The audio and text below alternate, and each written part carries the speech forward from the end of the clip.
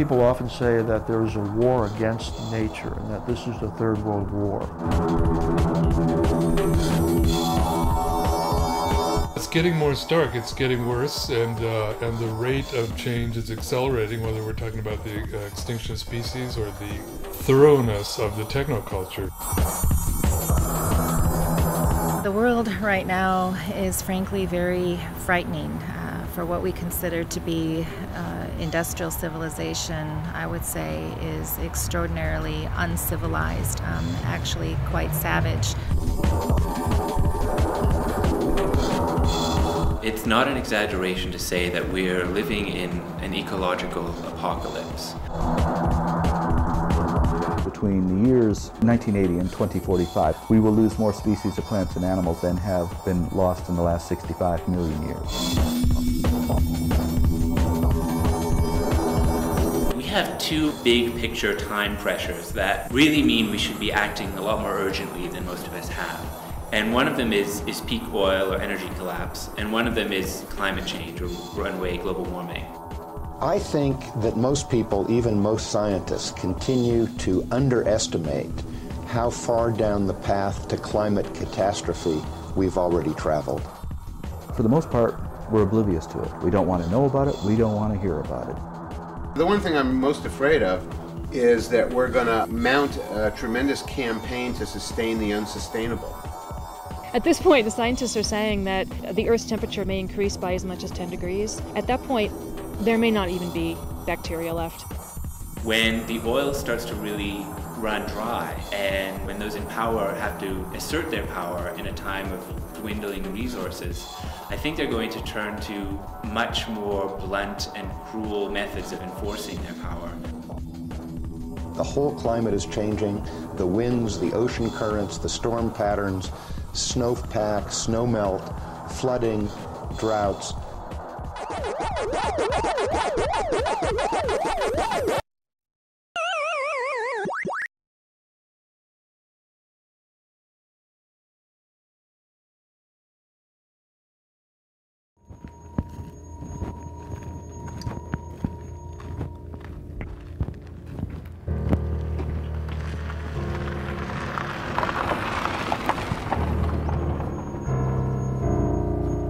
It's stunning how fast the destruction is proceeding.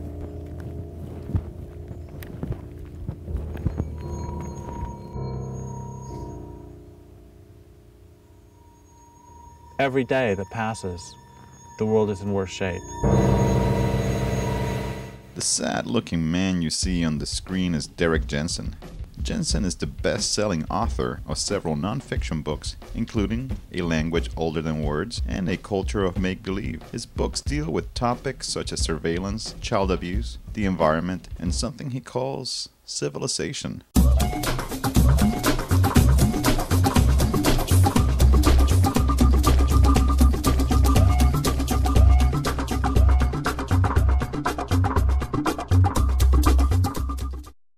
But it's statements like these that make him so controversial. They're thinking of raising the Shasta Dam in California, and the reason that Senator Feinstein gave was, it is Californians' God-given right to water their lawns. You know, there is no way to argue with that, except with explosives. That was Mr. Jensen in 2006. The same year he published a 2-volume set called Endgame. In Endgame, he argues that there is an urgent need to bring down civilization.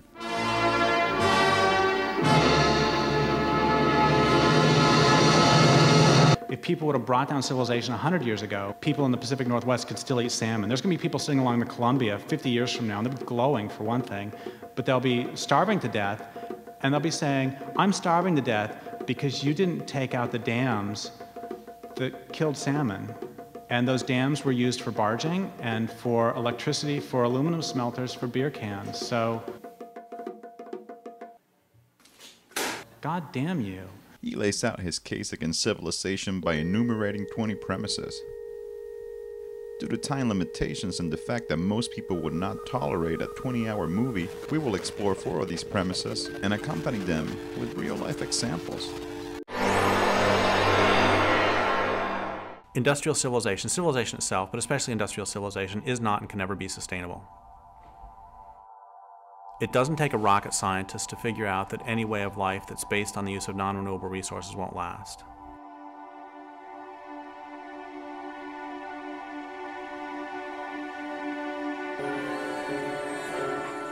Civilization is a way of life characterized by the growth of cities. So you've got groups of people living in a dense enough population that the local land base cannot support them. What that means is you have to get your basic resources from somewhere else because you've used them up where you live.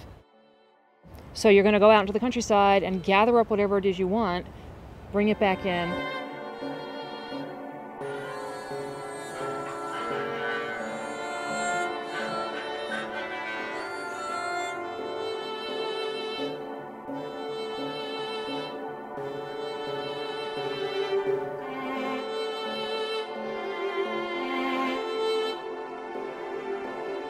If you require the importation of resources, what that means is you've denuded the landscape of that particular resource.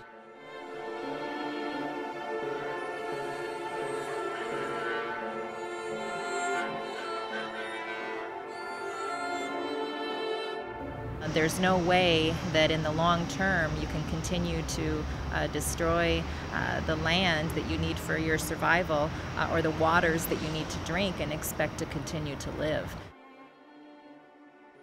Industrial civilization requires ever-increasing amounts of energy and ever-increasing amounts of land, ever-increasing amounts of resources of all kinds in order to perpetuate itself, in order to continue to grow, in order to just maintain itself. And we live on a finite planet, and those aren't available. Of course, unfortunately for us and most living creatures, that culture won't stop until it's consumed as much as it can, or of course until we stop it ourselves.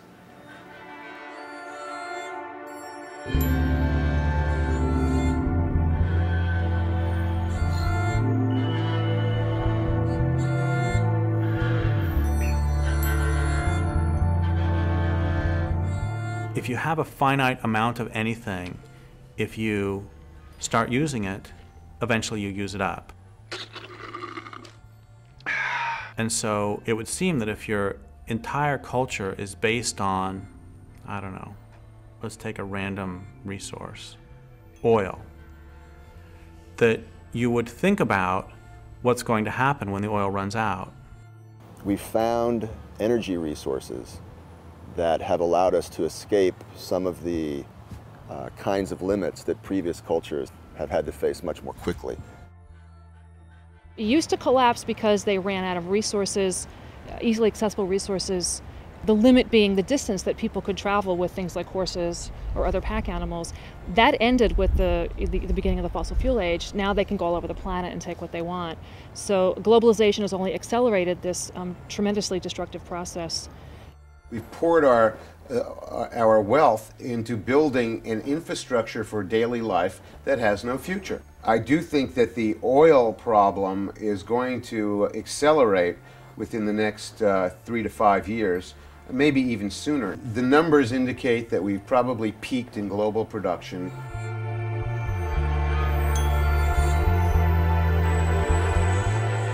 Where do you find the break from that? I mean, it's all of it is a giant machine or ensemble that just moves forward.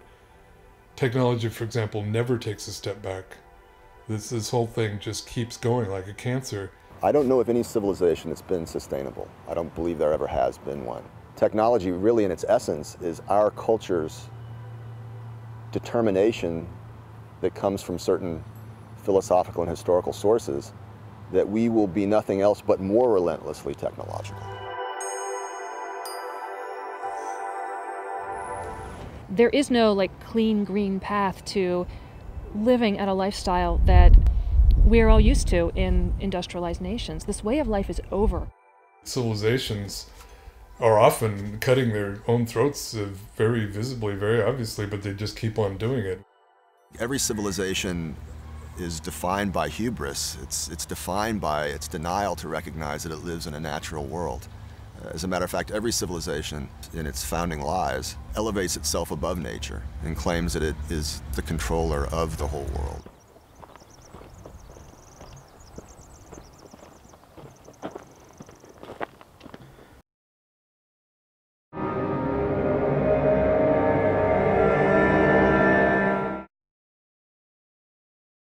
first written myth of this culture is Gilgamesh deforesting the plains and hillsides of Iraq. When people think of Iraq, is the first thing they normally think of cedar forests so thick that sunlight never touches the ground? That's how it was prior to the arrival of this culture.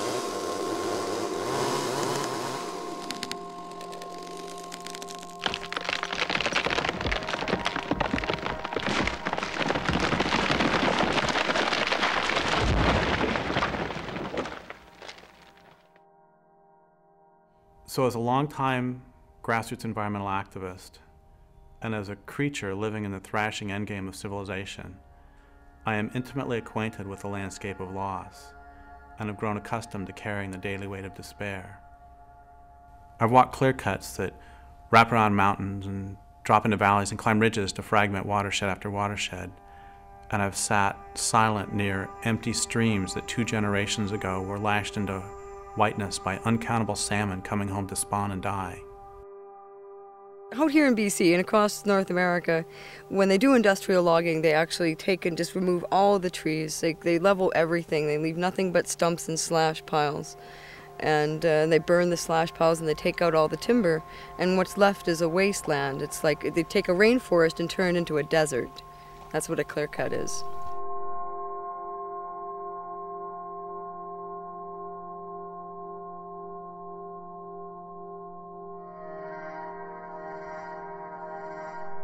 They use them for pulp. They export them whole to the United States and to Japan. There's not very much milling that happens anymore in BC. It's just getting exported for pulp and paper and fiberboard and plywood and whatever else. Not a lot of value added.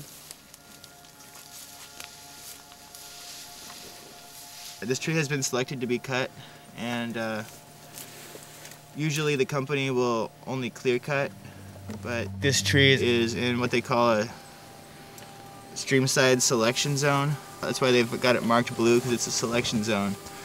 In a clear cut, they won't paint the trees that they're going to cut down. They only paint the ones that they're going to leave.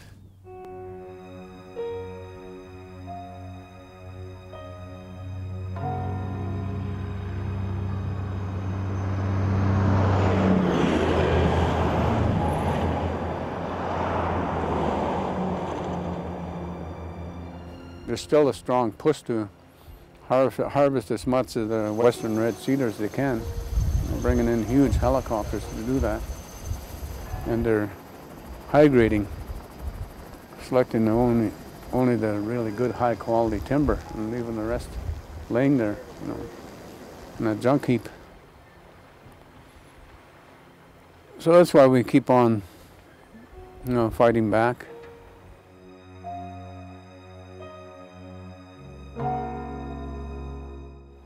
I think the last straw was when they wanted to log the Valley of Ista because of its historical and spiritual significance to our people.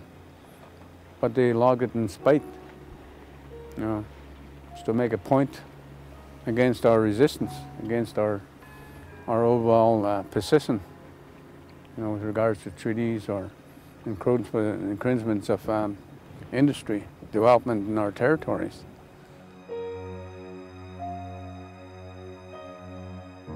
In a lot of these areas, like this clearing behind me up on the hill, you can see the soil is exposed. The ultraviolet kills off all the mosses, the funguses that hold the forest, hold the soil together. When the stumps rot and the roots die, then the slopes slide. And often there's not much regrowth, there's no regeneration of the forest. They do some replanting. It doesn't always work because there's no soil left. It washes down into the streams, it kills the salmon, it fills up the reservoirs, it causes all kinds of flood damage downstream. That's terrorism. Stripping down all the trees, ripping out the trees in the forest, and now they're going to rip out the guts of the land with looking for copper and gold. And there has to be some kind of focus to address the injustice to our people, the injustice to the land, to the water, to the wildlife, the injustice to the marine life and the salmon life, and the injustice to the people that want to stand up for it.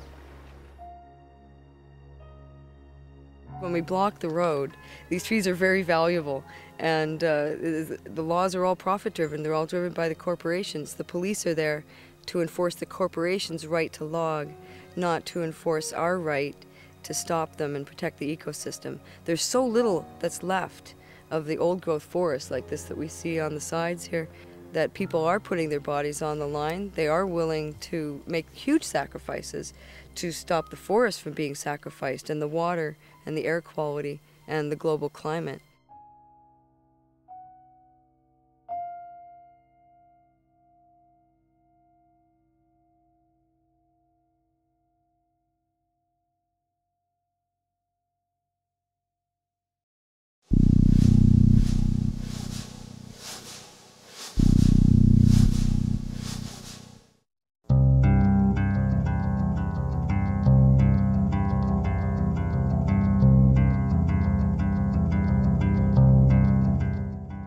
Traditional communities do not often voluntarily give up or sell the resources on which their communities are based until their communities have been destroyed.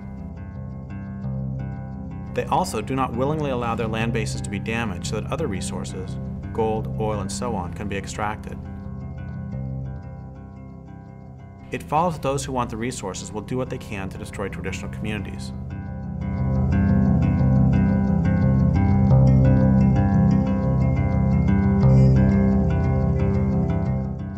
Our people, we say, have been there since time immemorial.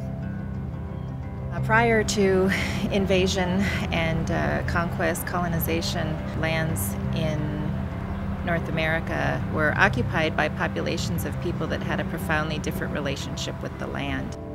They live with the land. All the ceremonies that have come up have to do with celebrating the renewal of seasons and life and affirming all of that. One thing about Indigenous peoples is that there's always the idea that you have to live in balance. And, you know, emotionally, physically, spiritually, emotionally, you have to have balance. And so this same philosophy was applied to the natural world that they lived in. The Tolowa, on whose land I now live, weren't civilized. They didn't live in cities. They didn't require the importation of resources. They lived in villages, camps. And they lived there for 12,500 years if you believe the myths of science. If you believe the myths of the Tolowa, they lived there since the beginning of time. I think that what we have had in Indigenous societies all along is a very kind of common sense, a very practical approach to why it's important to treat the world around you, the natural world, in a good way. Our people never exploited more than what we needed. We respect the land, we respect the animals, we respect the water, we respect the air, the wind, the fire, all the sacred elements, and we believe that they all are living things. So I suspect that's the way it was before contact.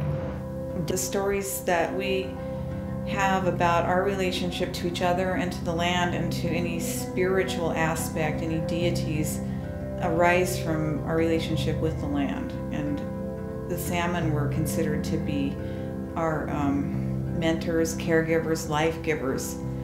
They were equal to us. In fact, all things that have form were equal to us. We weren't about dominating. The spiritual relationship that our peoples had prior to invasion with all of creation, and recognizing that all beings have a spiritual essence, a spiritual entity, and that if we want to live in this universe in a good way, that it was absolutely essential that we learned how to maintain respectful relations with all of creation.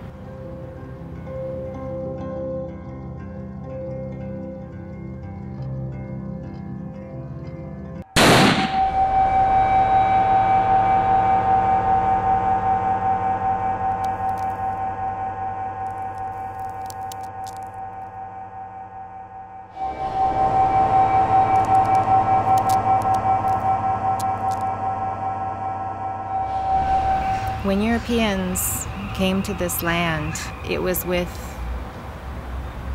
such a rapacious appetite. It still has not been sated. They brought Christianity, they brought colonization, and certainly they did bring civilization. They came in and they were sent with this commission, they felt apparently, to dominate the land, and it was just basically there for the taking. These people would accept beads or just kind of get out of the way, and of course they had superior firepower at that time too. Right off the bat with Christopher Columbus landing in the Caribbean region on what is today Haiti and the Dominican Republic, they initiated almost immediately a genocide down there that depopulated most of the nation there, the Taino and the Arawaks. And one of the main things that happened was the introduction of diseases, which was basically biological warfare. The smallpox was spread through tobacco and blankets and given to the Indian people. So it didn't take them long to be decimated because they were pure. And the smallpox was vicious, very vicious. When Europeans came, much of what they were interested in was rapid resource exploitation. They wanted to get wealthy in the New World. And as they were seeking that wealth, they worked with indigenous nations to undermine traditional economies and undermine the relationship that indigenous populations have with the land, so that indigenous peoples could then do the work of resource exploitation and extraction for the Europeans so that they could get wealthy. In imposing those things on indigenous peoples, of course, they destroyed indigenous peoples and their nations and their way of life. Generally, indigenous peoples suffered 90% or more depopulation rate upon having contact with Europeans. It was a genocide, war for territory, because the Europeans wanted to take the resources.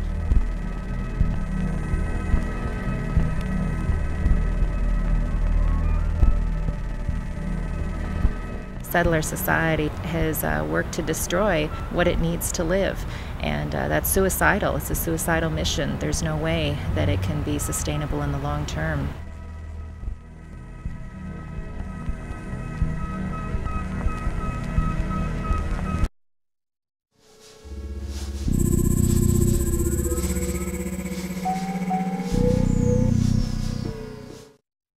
I gave a talk in Oregon a couple years ago, and this guy afterwards said, you know, you talk a lot about this culture being based on violence, but I don't see it. You know, I'm not violent. And I said, okay, first off, where's your shirt made? And he looked, and it was made in Bangladesh. It's like, look, do we even need to talk about that? He's fucking faking he's dead. Yeah, he's breathing. He's faking he's fucking dead. Yeah, he was playing.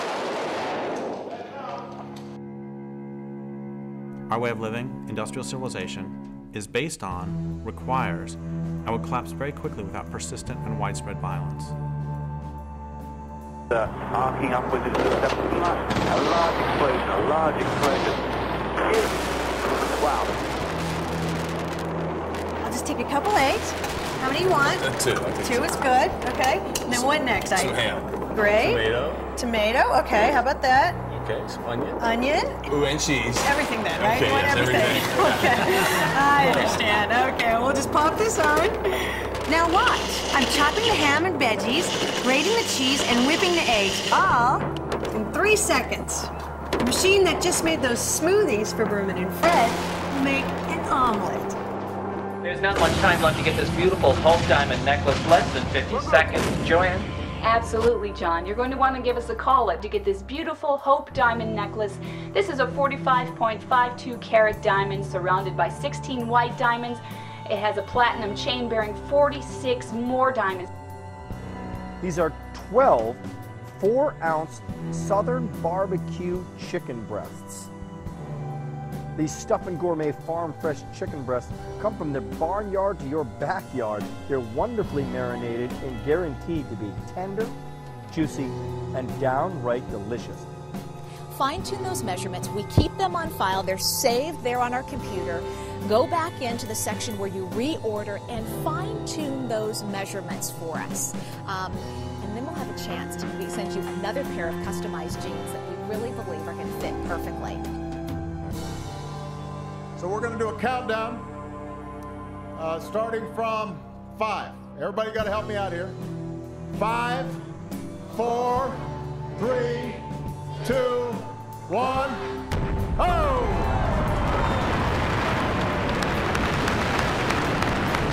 It worked.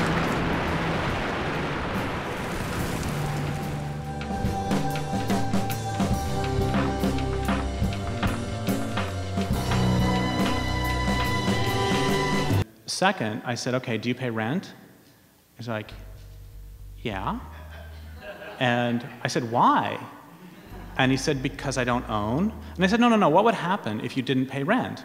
He said, well, the sheriff would come and evict me. I said, I don't know what that means. What would happen? He said, well, the sheriff would come and he would knock on the door. I said, okay, great. What happens if you open the door and you say, hey, I'm just finishing up making dinner. You want some? And so the sheriff sits down, you feed him, you don't poison him. And then after dinner, you say, well, you know, you've been somewhat pleasant company, but not all that pleasant, so I would like for you to leave my home now. What would happen? He said, well, the sheriff would pull out his gun and he'd say, I'm here to evict you because you didn't pay rent. I said, so the reason you pay rent is because if you don't, some guy with a gun is going to come and take you away. He said, I think I get it. I said, let's try again. What happens if you're hungry? So you go to the grocery store and you start eating. What's going to happen? So we're going to call the sheriff. I said, yeah, it's the same guy who's going to come with a gun and take you away. He's a real asshole, isn't he? So one of the reasons we don't see a lot of the violence is because it's exported. And another reason we don't see a lot of the violence is because we've been so metabolized into the system that we bought into this strange notion that it's okay to have to pay to exist on the planet. That's really, really weird. And if you don't pay, then some guy with a gun is going to come and bad things are going to happen to you.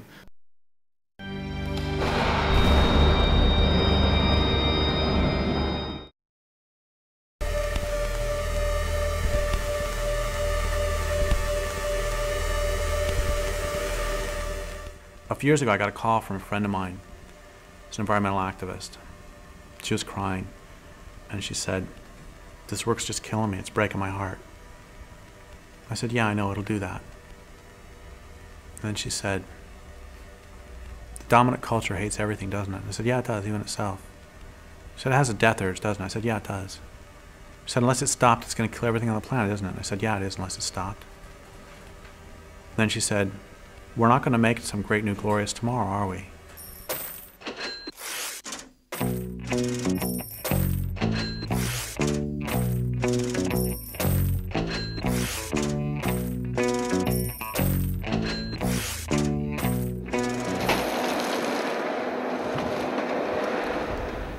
%98 of the old-growth forests are gone. 99% of the prairies are gone. 80% of the rivers on this planet do not support life anymore. We are out of species, we're out of soil, and we are out of time. And what we are being told by most of the environmental movement is that the way to stop all of this is through personal consumer choices. By simply purchasing our product, the consumer can make a small, easy step to a greener earth. So by taking that one roll and buying that one roll, you can help save millions of trees. I think we can really look at the history of the environmental movement to tell us a lot about why it hasn't been working. There was a lot of pretty radical and militant environmentalism happening, especially in the 70s and 80s. In a lot of ways that was kind of a heyday for environmentalism. You know, Greenpeace was founded. It started to become very mainstream in some quarters to be an environmentalist. And then there was also a shift around that time when corporations realized that they could sell a lot of things by calling them green. Greenwashing is an attempt by corporations to put labels on their activity that are popular and that appeal to people's sensibility about and concern for the environment and for ecology. For the vast majority of people within society today, that there's a total sense of denial and disconnect between what they think is good and right and then their actions as a society or as a civilization, especially as it relates to the natural world. I have a real problem with a lot of the, quote, solutions, end quote, that are put forward by people because they confuse what is real with what is not real. What they do is they take the industrial economy as a given, how can we save the industrial economy, and oh, it would be nice if we still have a planet. It doesn't matter if I buy, hemp soap if there's a runaway greenhouse effect and the planet becomes uninhabitable. The modern mainstream environmental movement of the big environmental organizations, Greenpeace and Sierra Club and the others, is rooted in that very same cultural lie that nature is resources. Nature is things to be used and managed. Nature is as the philosopher Martin Heidegger put it, just a vast gasoline station that we can just endlessly extract from. They may say we need to manage it more wisely, but as long as they maintain the mindset that we are the lords of creation and creation exists for us as resources to be transformed into commodities for us to buy and sell, as long as they maintain that perspective on what it means to be an environmentalist, then they're working within the same framework of an ultimately self-destructive path that the culture is on.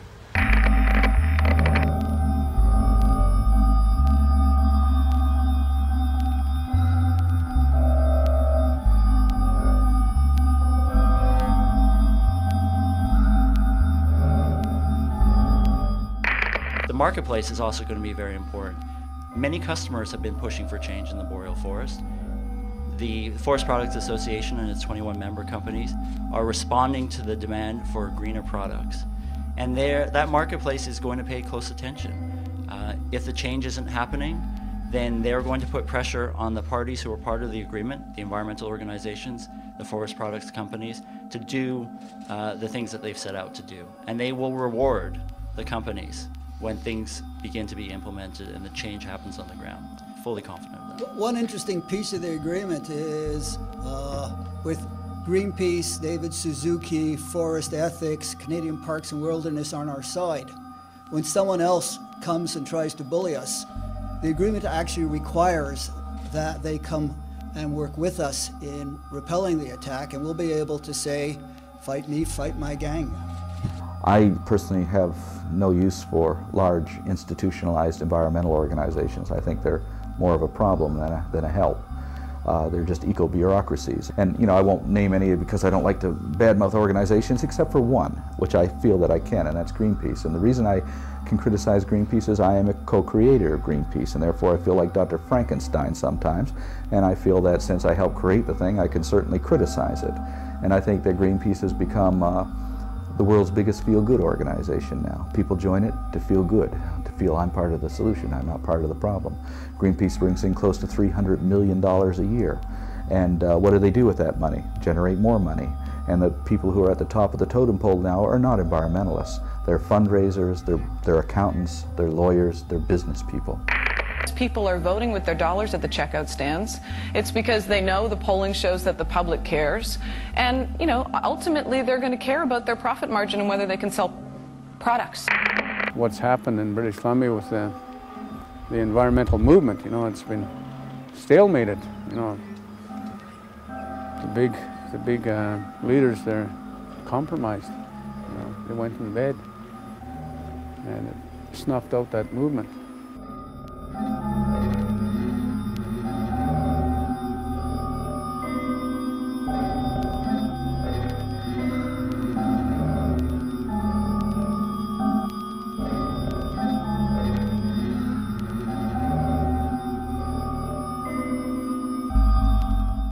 So what happened was there was direct action, there were blockades, there was an international market campaign that put a lot of pressure on the companies that were logging in the Great Barrier Rainforest. But the end result was that all fed into a closed-door negotiation with Sephora Berman leading the negotiation, or as chief negotiator on the conservationist side, where a lot of the groups that actually did the work, the direct actions, and did the market campaigns were shut out of the process.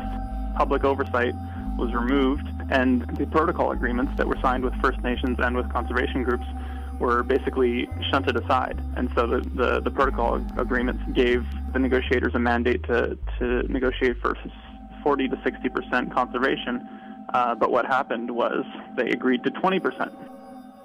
It's not strange to me when people tell me that, Oh, you know that the former president of Greenpeace now works for the logging industry of Canada. The former president of Greenpeace Australia now works for the mining industry. The former president of Greenpeace Norway works for the whaling industry. See, because it's just one corporate job to the next.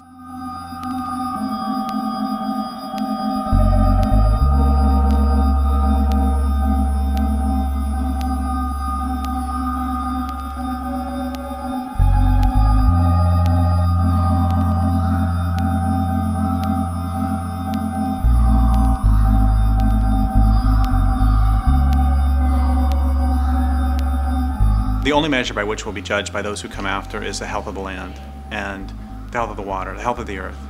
They're not going to give a shit as to whether we recycle. They're not going to give a shit as to whether we wrote our legislators. They're not going to give a shit as to how hard we tried. What they're going to care about is whether they can breathe the air and drink the water, whether the land will support them. And they're not going to care how hard we try. They're not going to care about any of that. What they're going to care about is, do we live on a living planet?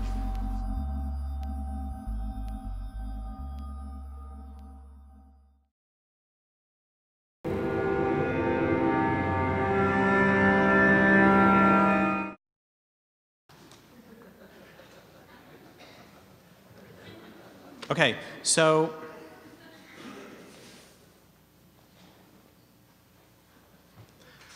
I don't know if you know this, but the original draft of the movie Star Wars was not written by Lucas.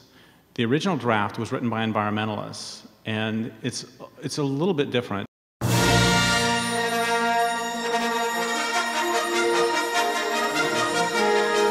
For one thing, it wasn't actually called Star Wars. It was called Star Nonviolent Civil Disobedience. But the plot of Star Wars, for those of you who don't remember, is that the Empire has created this giant machine called a Death Star. And it's a machine that's capable of destroying entire planets. In the movie, the rebels find a way to destroy the Death Star. And then at the very end, Luke Skywalker uses the Force to get past all the TIE fighters and to drop a torpedo down a thermal exhaust port and to blow up the Death Star. Once again, the first draft of the movie, written by environmentalists, was a bit different. The rebels didn't actually blow up the Death Star. Instead, they used other methods to slow the intergalactic march of empire. For example, they set up programs for people on planets about to be destroyed to produce luxury items like hemp hacky sacks and gourmet coffee for sale to inhabitants of the Death Star.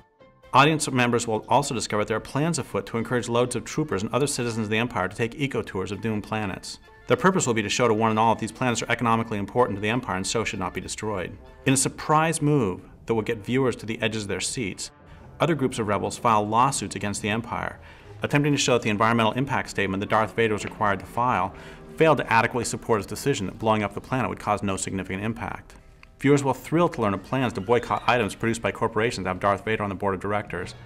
And they'll leap to their feet in theaters worldwide when they see bags full of letters written directly to Mr. Vader himself, asking that he please not blow up any more planets. Now, we all know that that would be enough not only to bring the Empire to its knees, but to make a damn fine and exciting movie.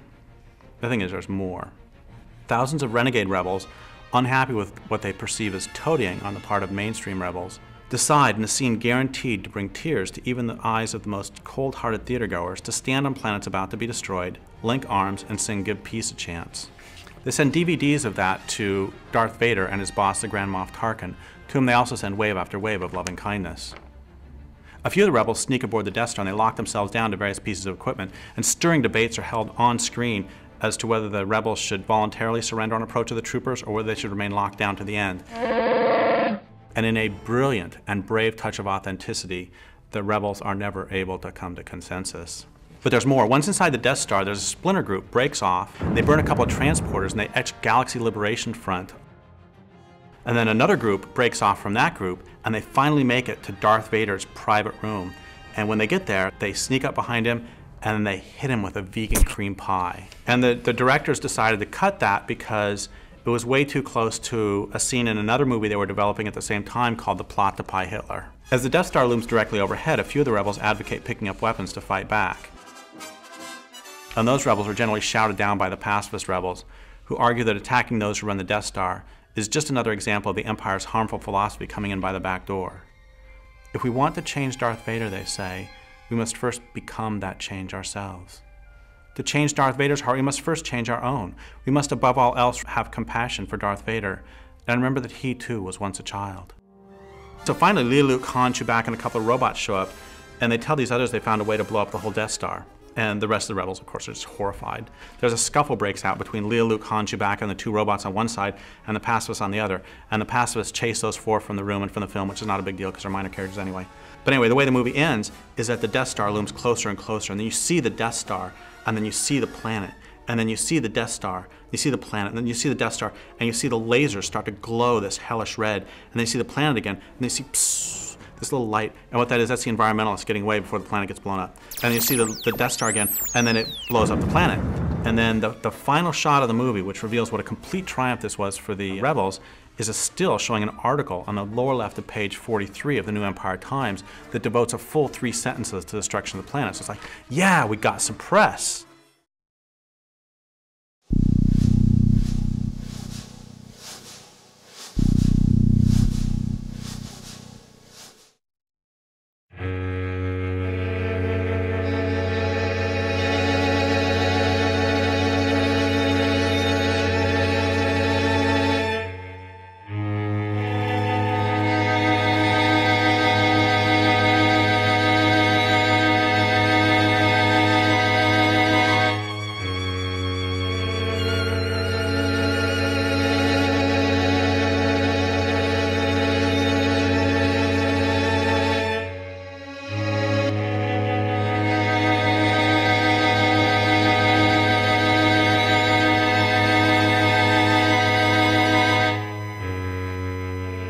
The public really needs to understand that no combination of alternative miracle fuels or biodiesel or ethanol or nuclear or sun or solar or used French fried potato oil, no combination of these things is going to allow us to keep a happy motoring society going.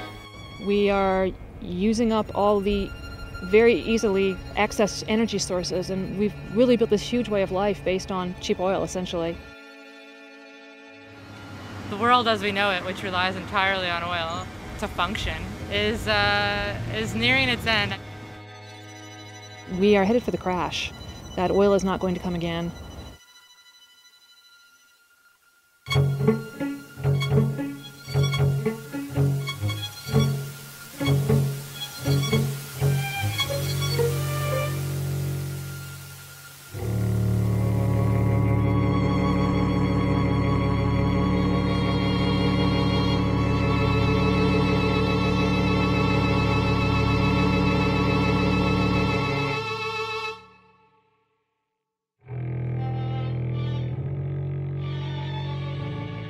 Tar sands are probably one of the biggest industrial projects in the history of mankind.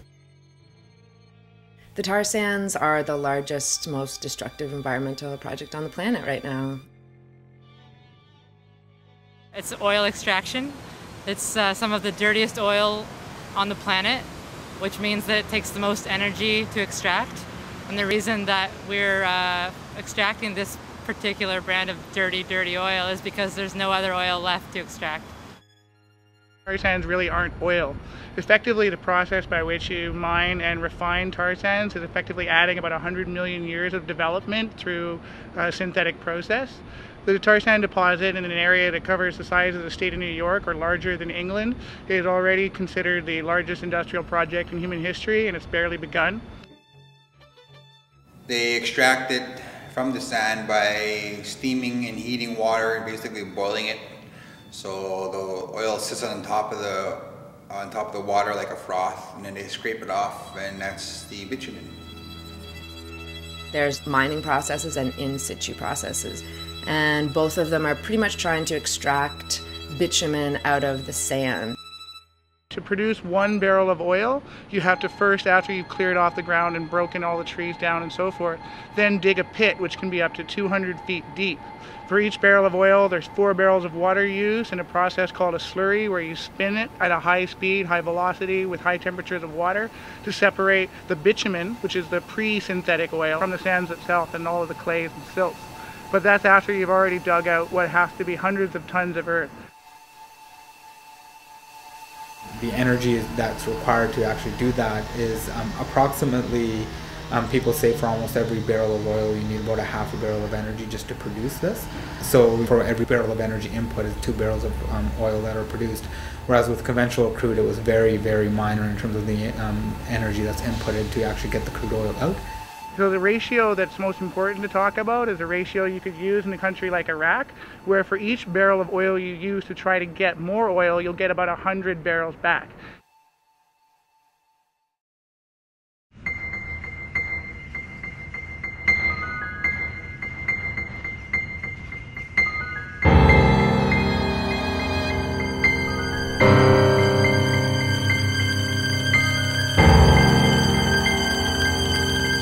The Athabasca River, which runs through northern Alberta, where you have like many different native communities living along the river, is being sucked of its water to fuel the tar sands operations. Because of the contamination of the river from oil sands discharges of things like oil and grease and treated sewage into the Athabasca River. And sometimes there's accidents of spills of these toxic chemicals directly into the Athabasca rivers. The community of Fort Chipewyan, both the Mikisew Cree and the Dene Chipewyan First Nation, who have been fighting and really at the front of like raising the alarm about what's happening, and their community has been seeing all this rise in rare cancers, autoimmune diseases, arsenic in the land, the moose meat, the fish are high levels of heavy metals, mercuries. Basically the whole environment up there is contaminated. How this is affecting my community is that it's killing off the people of Fort Chipewyan. It's what I've called before a slow industrial genocide. I buried my auntie, I buried my uncle, I got an auntie living with it. And this is a war for our lives because the government is allowing the people of Fort Chip to die. The tar sands are not only fueling the destruction of the second fastest rate of deforestation in the world outside of the Amazon River Basin, they're already the second fastest contributor to climate change in North America. And with the goals of production that they're talking about, the CO2 emissions will make it so the only way you could outstrip a climate change contributor for all of North America would be to combine all of the coal-fired power plants from Alberta to Arizona and in between across all of North America. I think that the tar sands is the absurdity of still desiring oil when we know so well that, for example, fresh water is just an elemental part of human existence, and that we're running full force towards extracting these last little bits of oil to sustain this plastic culture, this plastic civilization, to the destruction of the environment in which we can live. People say it's like the world's addicted to crack, and this is like the dirtiest and most disgusting form of crack that'll keep it addicted for a lot longer, right? Like this is actually what it is. It is the most insane thing that people are doing.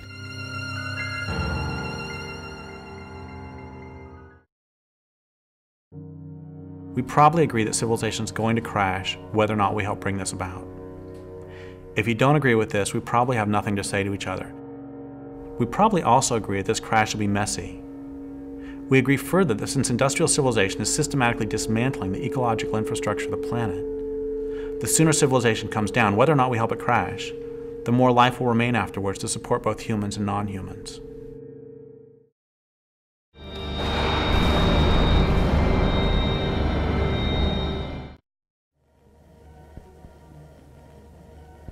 The genesis of Endgame, really, the book, was really because I did some talks around the possibility of fighting back, and the response by the audience was really predictable. If it was an audience made up of sort of mainstream environmentalists and peace and social justice activists, often they would put up what I've taken to calling a Gandhi shield, which is they would say the names Martin Luther King, Dalai Lama, and Gandhi again and again as fast as they can to keep all evil thoughts at bay. And if it was grassroots environmentalists, they would do the same thing, but then they would come up to me afterwards and they would say, "Thank you so much for bringing this up."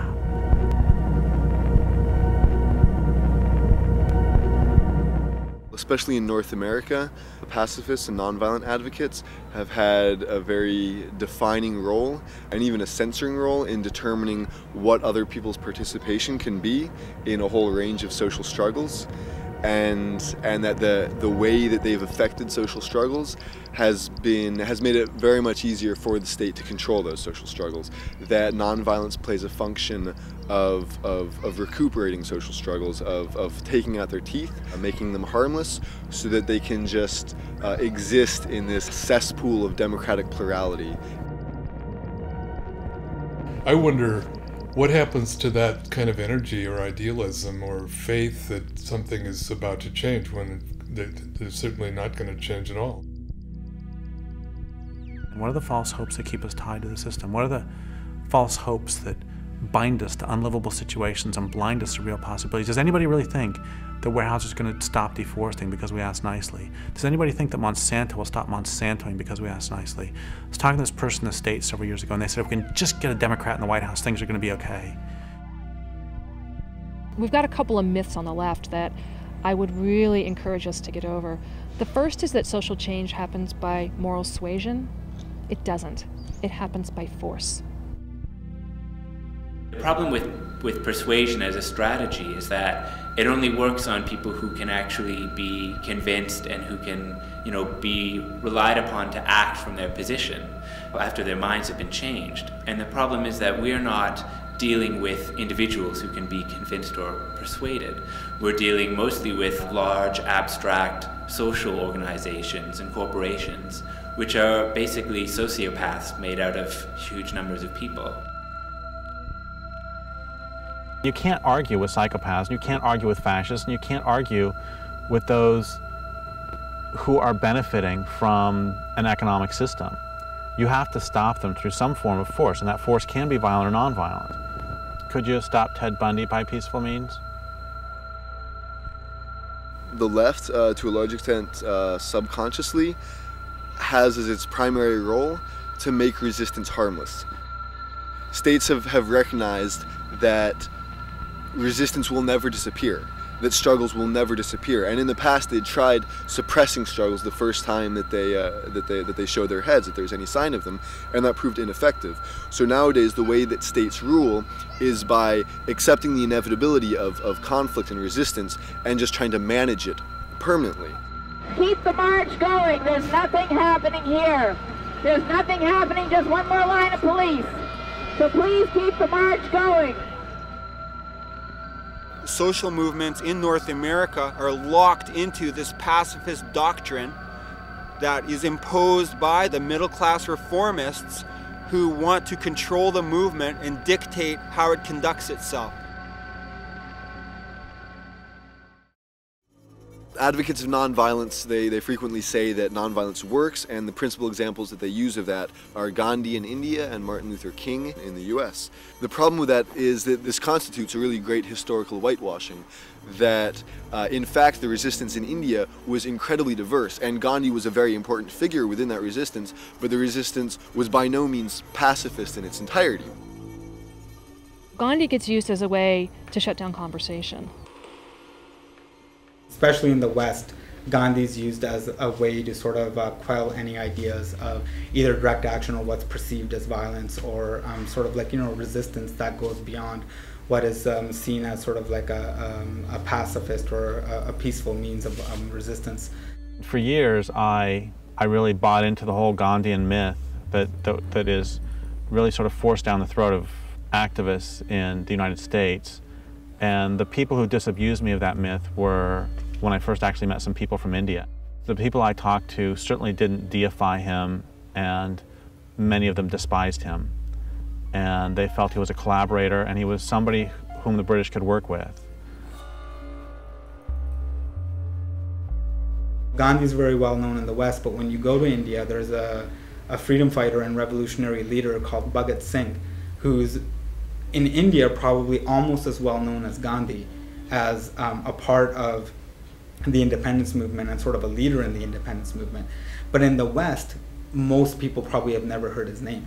And the reason why that is that he used direct action tactics. There were generals of the British Army that were killed there was a bomb thrown in a British assembly to basically attract the attention of the public. There were, weapons that people were getting off of railway carts. With Gandhi and the Indian National Congress, where you had the moderates and the extremists.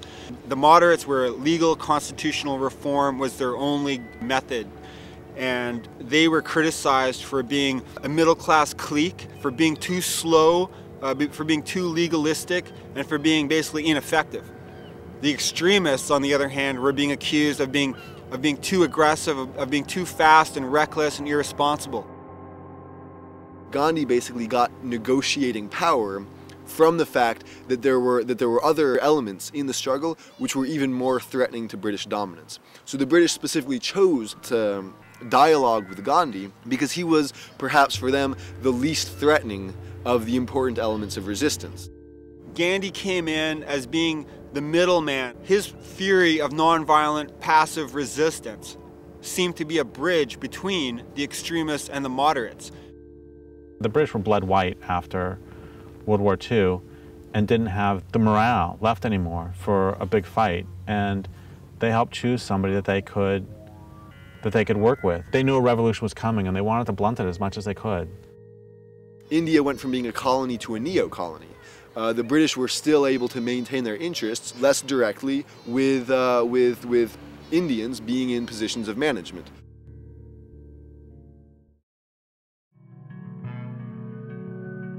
My problem isn't with somebody doing nonviolent actions, and it never has been. I mean, I say all the time that we need it all. My problem is that so many pacifists, especially in the United States, end up not supporting more radical or militant work. The problem when this debate comes up is that you can't just assume that people that are resisting and are using a means of resistance haven't thought about what they're doing. And that's what I think often is the problem. When people decide to take certain actions, and when people decide that, hey, our marches aren't enough, or they're doing this or doing that, there's this assumption by a lot of people that want to toe the Gandhi line is that, oh, they're just not thinking about it. What most states will choose to do in similar circumstances is to find the elements of the resistance that are most easy to control and most easy to co-opt, to negotiate with them, and then to hand over power to them in order to continue the system that had already existed. So again, you have the state doing the same thing it did with Gandhi and Martin Luther King, it does with, for example, the environmental movement. So it invites the responsible leaders of the environmental movement in to inquiries, government commissions, debates. It recognizes them. They're the legitimate leaders because, again, it doesn't want the movement to begin to adopt more militant resistance tactics. The powerful do not ever give up without a struggle. I mean, those are the famous words of Frederick Douglass when he said, "Power concedes nothing without a demand. It never has, and it never will."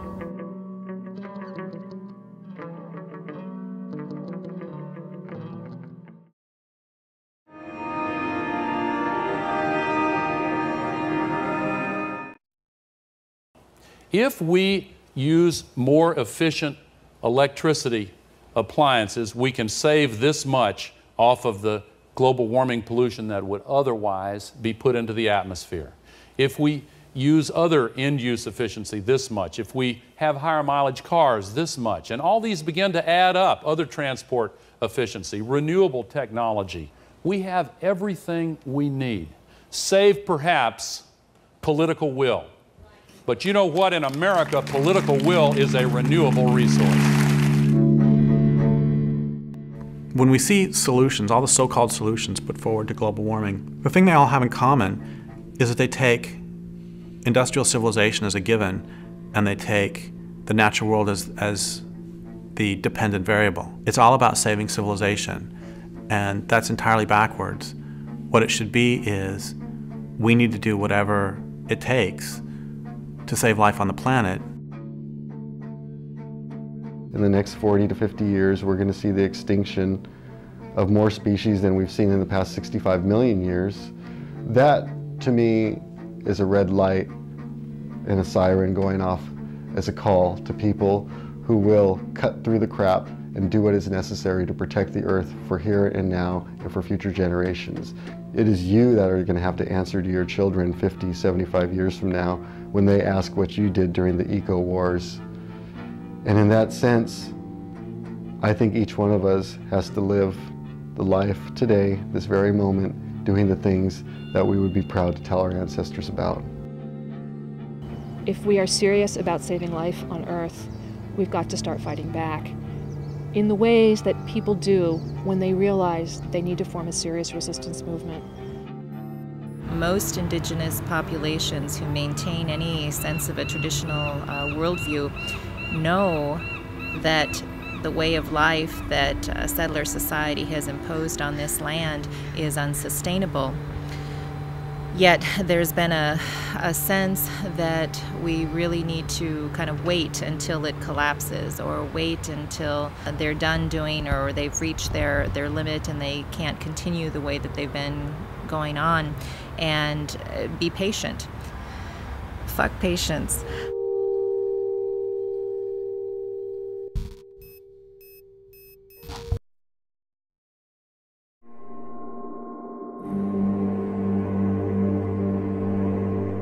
I think really the big problem is power, and that's something that liberals have a lot of trouble kind of thinking about or wrapping their heads around.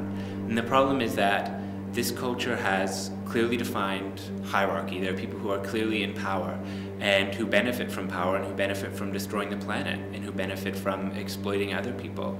And they've been doing that for a long time, and their power is more important to them than anything else. There is no personal consumer choice that is going to dismantle the systems of power that are behind the destruction of our planet. What we need is organized political resistance. You cannot just simply ask the state for these reforms or for any kind of gains or concessions. You have to force them to do it, and that's the power of disruption. It was a bloody day at the Mohawk Indian community in Oka, Quebec, near Montreal. Provincial police in riot gear stormed the barricades the Mohawks had set up.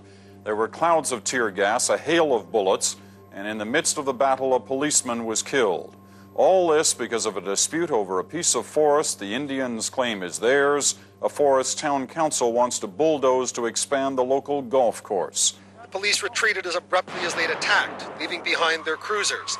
They also left a heavy front-end loader, which the Mohawks immediately put to their own use. The police cruisers, crushed and useless, became barricades themselves. We treat these trees and the land like our mother. These people are raping our mother. What would you do if they raped your mother? These politicians are servants of the system. It's their job to keep it going. It's their job to keep profit rolling in for the ruling class. And they will never, ever act in the people's interests or in the interests of the planet. It doesn't matter what we say.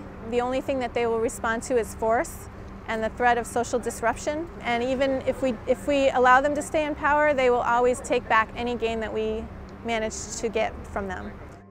It's really important to recognize that no struggle is done, that there's not any possibility of any lasting victory as long as the state still exists. But we can definitely see in the histories of struggle, small gains have been won and ways in which we've empowered ourselves by the use of all tactics. And I think it's not even important to really say if a particular tactic is violent or not, because this is just kind of a moral category meant to restrict action. I think it's more important to look at which tactics can be empowering and liberating and useful. Purely above ground means are designed to facilitate the expansion of global capitalism. These are serious power structures that are making vast sums of money. They are backed up by the power of the armed state in every way imaginable. They've got armies on their side, they own the mass media, the banks, all the money is on their side. If there's any doubt about the leadership that our military is showing, you just need to look at this F-18 fighter and the light armored vehicle behind me. The Army and Marine Corps have been testing this vehicle on a mixture of biofuels, and this Navy fighter jet, appropriately called the Green Hornet, will be flown for the first time in just a few days on Earth Day. Request permission to engage, picking up the load. They're trying to get permission to Come on, let us shoot. The Bushmaster, Crazy Horse 1-8. You're taking him. Bushmaster, Crazy Horse 1-8. This is Bushmaster 7, go ahead. Roger, we have a black SUV, or bongo truck picking up the bodies. Request permission to engage. Bushmaster 7, roger. This is Bushmaster 7, roger, engage. 1-8, engage. Clear. Come on. Clear.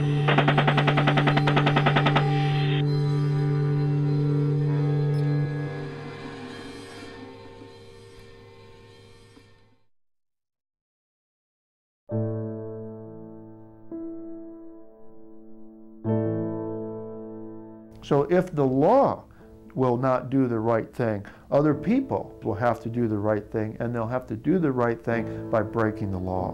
And that precedent has been set many times throughout our history. The people who saved the Jews from the German Nazis broke the law for a higher ethical purpose. The people who liberated slaves in our country through the Underground Railroad system to protect them from slave masters and a very barbaric law in the United States at that time. They did the right thing. They broke the law for a higher ethical purpose. We need to start and get out there and go beyond hitting like on Facebook and signing online petitions. We need to be out there in the real world fighting back. I think one of the things that we really have to accept and internalize is that the majority of institutions and the majority of people are never going to be on our side. And so we have to sit down as individual activists and as communities of resistance, as a culture of resistance, and we have to say, okay, well, what will it take to stop this culture from destroying the planet? You know, part of the answer is obviously that persuasion hasn't worked and persuasion is not going to work. If we want to be successful, then we have to look at what resistance movements in the past have done and what they've learned and kind of the different phases that they've gone through as they've tried to assert themselves and try to be successful. When I say organized political resistance, I mean that we need to face power head on. Once you name power, you will find that power is sociopathic, that the people in charge will do whatever it takes to shut you up. The thing about when you enter into a period of social conflict, what you don't want is people promoting nonviolence, because that's going to disarm the people. It's going to disarm the people in the face of an aggressive enemy and in the face of hard social conditions. You want them to have a stronger fighting spirit, because without a fighting spirit, you lack the will to resist. The smartest thing the Nazis did was they made it so that at every step of the way it was in the Jews' rational best interest to not resist. Would you rather get an ID card, or do you want to resist and possibly get killed? Do you want to move to a ghetto, or do you want to resist and possibly get killed? Do you want to get on a cattle car, or do you want to resist and possibly get killed? You want to take a shower, or do you want to resist and possibly get killed? At every step of the way, it was in their rational self-interest to not resist. But I'll tell you something very important, which is the Jews who participated in the Warsaw Ghetto Uprising had a higher rate of survival than those who went along. I think if any of us were alive in Nazi Germany right now, we would know what a resistance movement should be doing. And we need to think about the culture of industrial civilization as if it's a culture of occupation, because it is.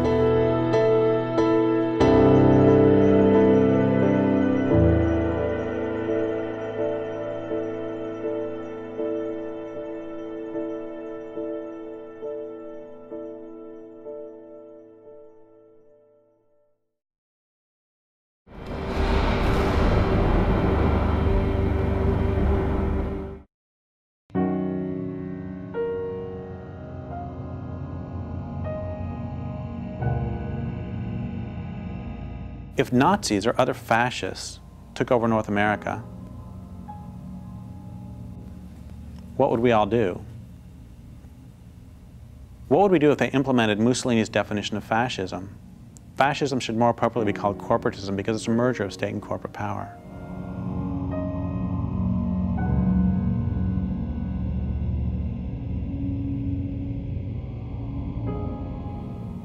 What if this occupied country called itself a democracy, but most everyone understood elections to be shams, with citizens allowed to choose between different wings of the same fascist or following Mussolini corporate party? What if anti-government activity was opposed by stormtroopers and secret police? Would you fight back? If there already existed a resistance movement, would you join it? Would you resist if the fascists irradiated the countryside, poisoned food supplies, made rivers unfit for swimming, and so filthy you wouldn't even dream of drinking from them anymore? If fascists systematically deforested the continent, would you join an underground army of resistance, head to the forests, and from there to boardrooms in the halls of the Reichstag to pick off the occupying deforesters, and most especially those who give them their marching orders?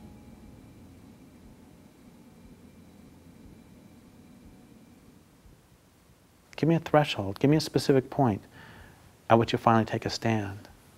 If you can't or won't give that threshold, why not?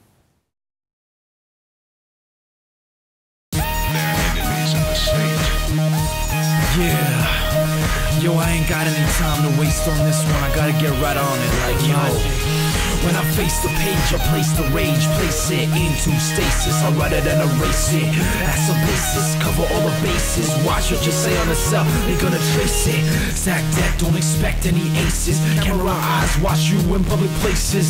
And I hate this, so I take this mic and I write like these words on my legs, and they walk me through my paces. People chasing glittery lights, but I've seen the heights. My time is not wasted, I'm tracing the sky with weed smoke that I took me to all the spaces of mine. In time, look, just face it, this life is mine. That's why I'm not racing the finish line. We'll come with time, the moment designed to shine, I won't replace it. So I take my time, grind it up and break it, roll it up so fine, light it up and blaze it, smoking blunts, smoke them up. End times on the grind, train them for the signs. Take your fist and raise it up to the sky. See the fire in the eye, do or do not do. There is no try, hard to find what's true. That is no lie. If they clip your wings, how you gonna fly? Are you gonna lie? You're gonna die. So until that day, are you gonna try? One by one we multiply. Eyes to the sun, just let it shine now. Now get into it. Now choose your side. We got to do it. The time is right. Now get into it. Now change your life. Only you can do it. The time is right.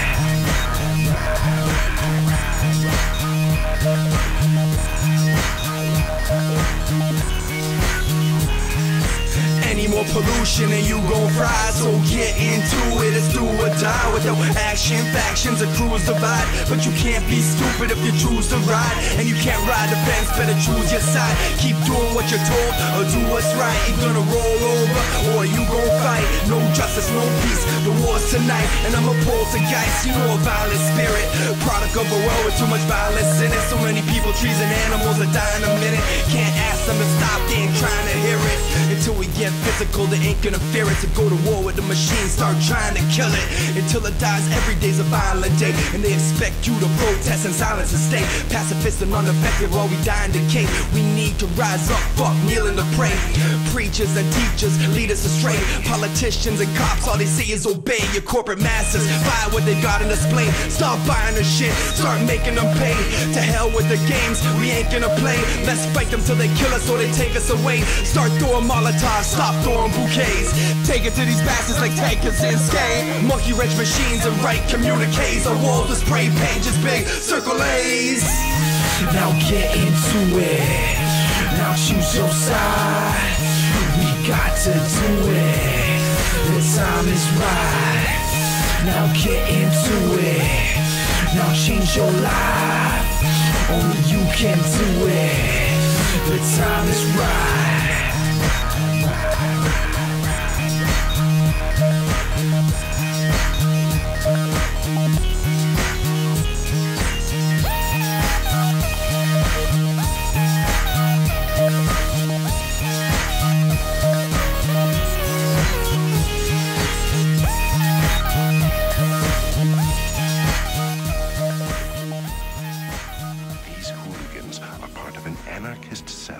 Agents have been tracking for weeks.